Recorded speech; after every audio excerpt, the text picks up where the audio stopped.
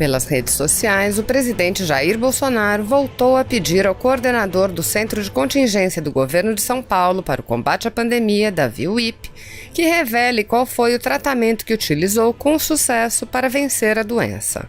Bolsonaro disse: "Há 40 dias venho falando do uso deste remédio no tratamento.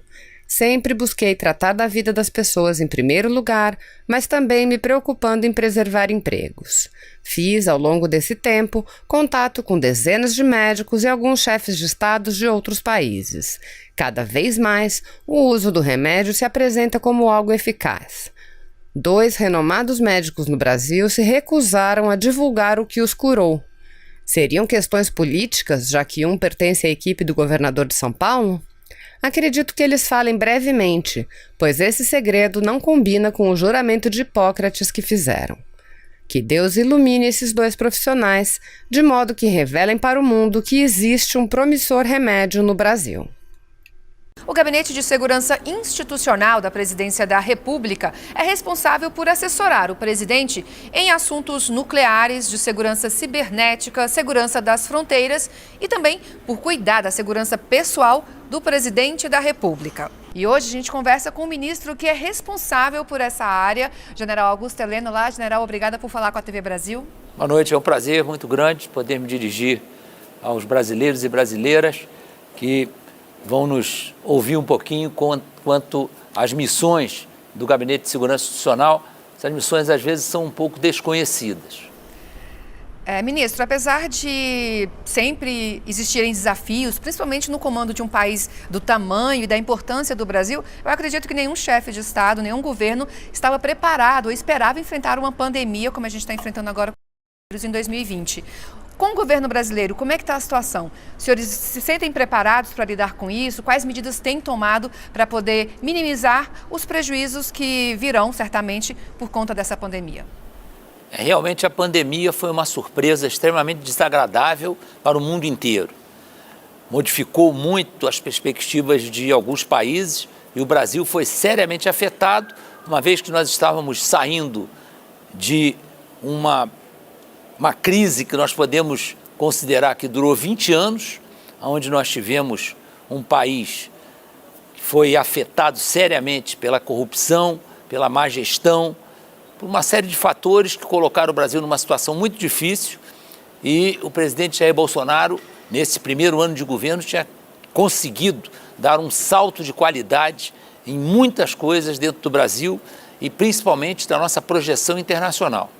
Então, de repente, essa pandemia veio afetar diretamente o planejamento que vinha sendo feito, principalmente na área econômica, onde a nossa mudança em relação ao que vinha acontecendo anteriormente, ela era flagrante. Nós tivemos um salto de qualidade na nossa economia muito grande e já fomos prejudicados no final de 2019 por uma retração mundial que começou a afetar a China e acabou se alastrando pelo mundo inteiro. Então isso foi muito sério para nós, mas nós temos capacidade de vencer essa dificuldade, nós vamos sair muito bem disso, eu tenho certeza.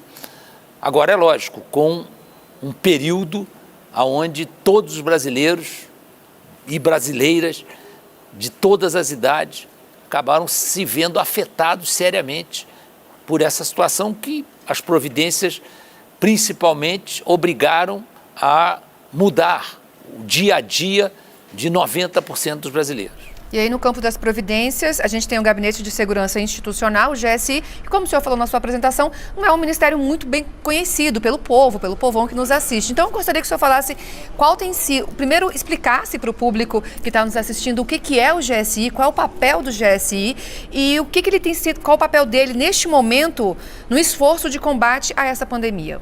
Muita gente vê o Gabinete de Segurança Institucional, o GSI, como responsável pela segurança do presidente e de seus familiares. Realmente essa é a missão que chama mais atenção, é a missão mais visível nossa. Mas nós somos a cabeça do sistema de inteligência do Brasil, que inclui a Agência Brasileira de Inteligência e mais 19 órgãos de inteligência de diferentes ministérios. Nós somos responsáveis pelo Programa Integrado de Apoio à Fronteira, somos responsáveis pela área nuclear, somos responsáveis pela segurança cibernética e tudo isso concentrado num órgão que funciona dentro do Palácio do Planalto, cujas responsabilidades abrangem o país inteiro. O nosso efetivo não é muito grande, então nós temos um volume de trabalho bastante diverso em termos de atribuições, que exige uma qualidade muito grande, porque nós assessoramos diretamente o presidente da República, e isso nos dá uma responsabilidade que nos honra muito. Eu acho uma honra a responsabilidade que nós temos, mas também sabemos que as tarefas não são fáceis. Mas estamos prontos para tentar cumpri-las da melhor maneira possível. Perfeito, ministro. E aí, nesse contexto, diante das funções do GSI, o que vocês podem assessorar ou fazem de fato, né, do núcleo de esforços para se combater ou para se minimizar os efeitos do Covid? Nós temos a nossa Agência Brasileira de Inteligência, como nós temos agentes no Brasil inteiro, e trabalhamos junto com outros órgãos, que são órgãos de inteligência, também com participação nacional. Vou citar alguns exemplos. A Polícia Federal, trabalhamos diretamente com eles, trabalhamos com o Exército, a Marinha, a Força Aérea e o Ministério da Defesa. Cada uma dessas forças tem seus centros de inteligência. O Ministério da Defesa concentra o que vem dessas três forças. Trabalhamos com todas as polícias militares e polícias civis do Brasil. Então, esse sistema de inteligência, ele tem condições de dar uma visão do país inteiro. E no caso do Covid-19, acabou a ABIN buscando reunir num centro de operações, que hoje está integrado ao centro de operações do próprio Palácio, onde funciona um centro que cuida em tempo integral. Então a ABIN participa desse centro e oferece para algumas autoridades uma visão diária de todas as variáveis que afetam a esse trabalho de controle do Covid-19. Então nós temos uma série de gráficos, uma série de mapas com representações gráficas e com quantitativos, com estatísticas, são extremamente válidos para o acompanhamento do Covid. Então, muitas decisões são tomadas em cima desses gráficos, dessas estatísticas, que um dos órgãos que participa diariamente dessa comissão, dessa conferência, né, desse órgão de concentração de esforços em cima do Covid, a ABIN tem um papel relevante. E nós temos gente lá 24/24, 7/7. Ministro, o senhor disse na sua apresentação que a ABIN também é responsável por segurança cibernética. Passa pela ABIN, é claro que ela não é o órgão exclusivo que cuida disso na estrutura do governo federal, mas ela seria a cabeça do sistema, né? De onde partem as diretrizes, do modo como eu entendi. E a gente tem um aplicativo que foi lançado recentemente pelo governo, em que cadastram as pessoas, né, para poder, as pessoas que têm acesso, que têm direito ao chamado Corona Voucher, que é o auxílio emergencial de R$600 para as famílias que ficaram desassistidas economicamente diante dessa pandemia. Então, há uma preocupação lógica em relação à segurança cibernética, a que esse sistema não caia, porque muitas pessoas vão depender dele para poder receber esse benefício. Vocês também estão atuando, monitorando, imagino, essas questões de segurança cibernética. No caso da segurança cibernética, o GSI, ele é um órgão regulador, ele estabelece os princípios da segurança cibernética e estabelece normas para que esses princípios sejam aplicados na ponta da linha. Então, os ministérios, eles são praticamente orientados e são obrigados a traçar as suas diretrizes na área cibernética em cima dos documentos que saem do GSI. No nosso caso agora, todos estão preocupados com a possibilidade de haver interferências desagradáveis, né?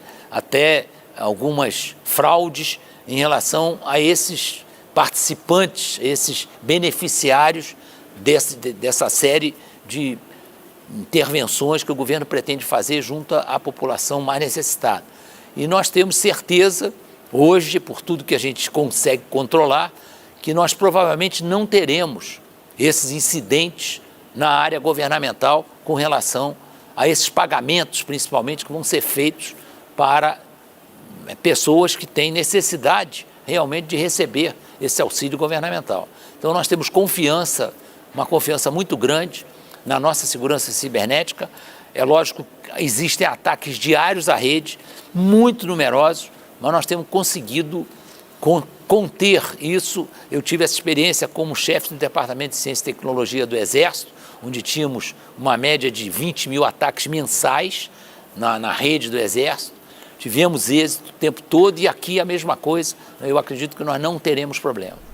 Certo. Ministro, o senhor testou positivo para a Covid-19, né? O senhor é um perfil que se enquadra no grupo de risco por conta da idade. Eu queria que o senhor relatasse a sua experiência pessoal, até onde o senhor puder ir, claro, com esse vírus, e como foi se afastar, né, fisicamente, pelo menos, do trabalho num momento tão difícil para o país. Olha, nesse ponto eu dei muita sorte, que apesar de eu ser do grupo de risco numa faixa já complicada, eu comecei a ser testado imediatamente na volta de Miami, que eu fui com o presidente, voltei com o presidente, fiz um primeiro teste e tive negativo, ou seja, não estava presente coronavírus. Aí fui levado a um segundo teste, no segundo teste apareceu positivo, então eu passei a fazer a quarentena. E durante todo o tempo, incluindo esse primeiro tempo que eu não tinha nenhum diagnóstico dizendo que tinha presença do coronavírus no meu organismo, o segundo período onde já tinha o teste positivo, eu não tive nenhum sintoma, zero, né? Basta dizer que eu fazia diariamente alguma coisa de musculação, mais de 1 hora de bicicleta ergométrica e fiz um novo teste agora, depois dessa internação que eu fiz 15 dias em casa e estou perfeitamente, 0 quilômetros, né? Não estou pronto para ter outra não, né? Essa história, estou pronto para outra, não estou pronto para ter outra não, estou fora, mas realmente não tive maiores problemas de saúde com isso e torço para que todos aqueles que sejam afetados ou sejam diagnosticados com o vírus, que possam ter a mesma sorte que eu tive durante esse período. Certo. Ministro, nesse momento, então, em que o Brasil inteiro está preocupado, né, com razão, tanto do ponto de vista econômico, quanto do ponto de vista da saúde, se não da própria pessoa, mas daquelas pessoas que lhe cercam, que lhe são caras, que mensagem o senhor deixa, o senhor que é assessor muito próximo do presidente Jair Bolsonaro, que tem uma convivência muito próxima, inclusive, com ele no âmbito pessoal, que mensagem o senhor deixa para os brasileiros que estão hoje assistindo o senhor e com uma grande interrogação sobre o seu futuro?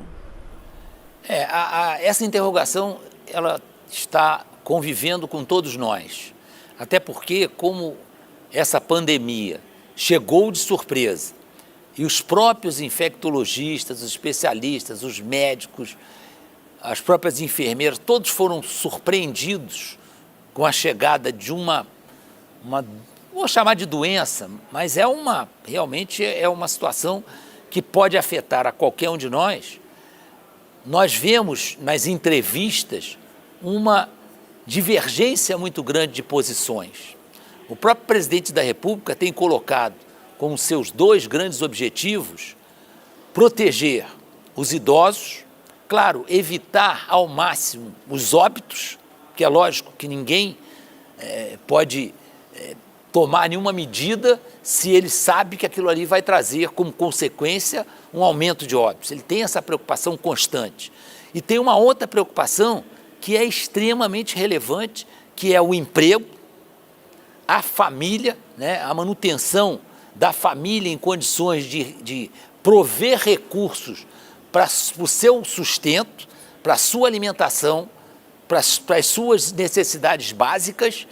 Isso é uma preocupação que o presidente tem externado todo o tempo e eu tenho certeza que pouco a pouco vão sendo flexibilizadas algumas convicções que inicialmente dominaram a maioria dos especialistas. Mas o que a gente tem percebido é que as próprias curvas, algumas delas se desenvolveram rapidamente. A curva brasileira, ela está sofrendo já alguma contenção e nós vamos sair disso aí melhores do que nós esperávamos. Havia muitas perspectivas pessimistas, perspectivas que pareciam que ia ser um caos total, né? Uma catástrofe. Isso já está se delineando como alguma coisa que não vai acontecer. E tenho a impressão que o retorno ao trabalho, isso vai ser uma coisa natural, isso vai sendo providenciado pelos próprios responsáveis por conduzir isso aí a nível estados e municípios, e a minha sensação é que nós vamos, dentro de 2 semanas, vamos caminhar para a normalização e vamos sair disso aí, como o Brasil sempre saiu. O Brasil já enfrentou outros problemas sérios e nós vamos sair bem disso aí. Ok, ministro, obrigada pela sua entrevista à TV Brasil. Agradeço a participação Obrigado, eu que no Brasil. agradeço pela possibilidade de conversar com os nossos amigos e amigas. Muito obrigado. Se você apoia Jair Bolsonaro, curta este vídeo, manifeste a sua opinião e compartilhe para que a vontade do povo brasileiro seja conhecida. Inscreva-se no canal para ter acesso gratuito ao nosso conteúdo. Uma produção Folha Política.